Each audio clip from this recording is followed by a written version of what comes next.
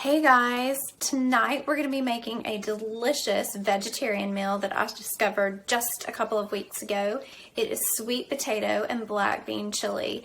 It takes less than an hour to cook and it goes on top of the stove top. You can certainly use it in a crock pot if you want, but I think it's a little bit easier to do it on top of the stove. So let's get started.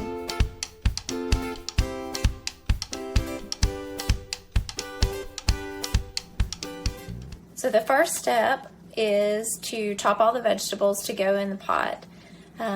It calls for 1 large sweet potato. I usually use 2 small to medium sized sweet potatoes.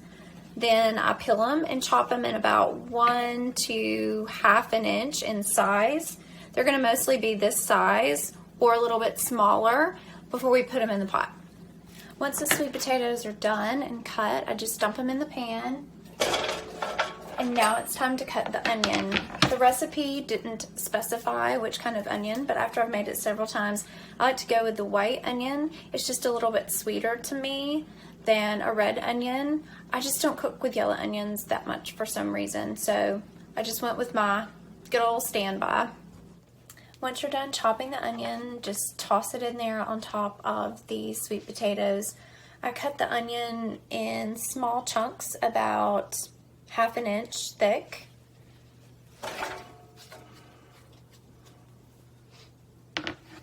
And what we're going to do is we're going to set it on top of the eye, turn it to medium-high heat, put a little oil in there to mix it around together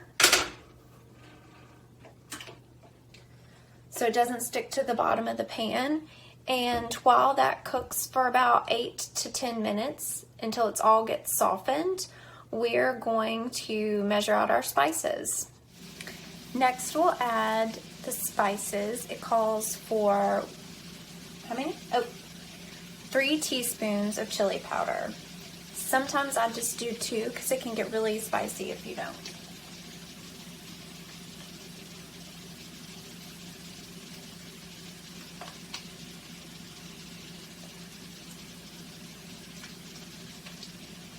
And then we're going to add cumin, and it calls for 2 teaspoons of cumin.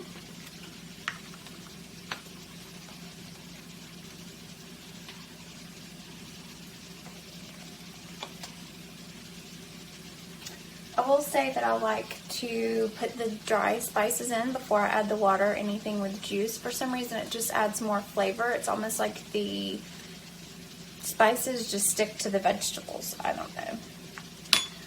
It calls for 1/4 teaspoon salt. I don't usually measure out my salt because I keep my sea salt in a grinder, so I just do maybe 3 or 4 dashes around the pan.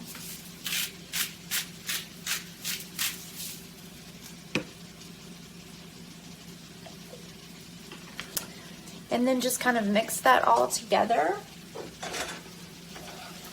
And after your 10-minute timer is up, that's when I added the spices. And so now I'm going to add a little bit of garlic and let it saute for maybe 30 seconds. I use just minced garlic and olive oil that I get from the grocery store. Certainly if you have the ability to get fresh garlic and press it, that would be phenomenal. And I just plop 2 teaspoons, maybe 2½, depending on how many sweet potatoes and onions I have in there, and stir that around and let it kind of warm for about 30 seconds. And once the garlic's had that opportunity to heat, then you'll go ahead and add your black beans, your diced tomatoes, and your water. So definitely you can get dried black beans, soak them overnight, and use them. The recipe calls for 2 14-ounce cans.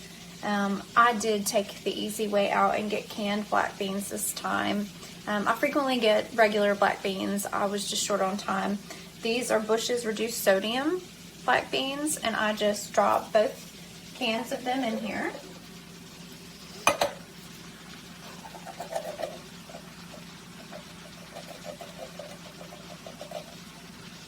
And then you add diced tomatoes. It calls for one 14-ounce can of diced tomatoes. I use Muir Glen Organic. It's just the brand that I found I like, but certainly that's a preference. Just dump those in. And then it calls for 2 cups of water. And this is a trick I learned from both my parents at different times when they were making chili as I was growing up. Since this was 14 ounces, I usually just do 2 cans of this full of water. And it's one less dish I have to dirty.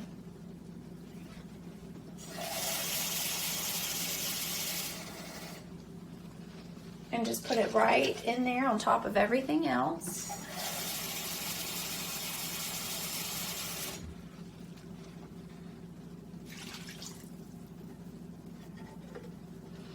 And just stir that all together and let it simmer for about 10 minutes, and then we'll check it, see where it is, see how soft the sweet potatoes are, and decide how much longer we need to let it simmer.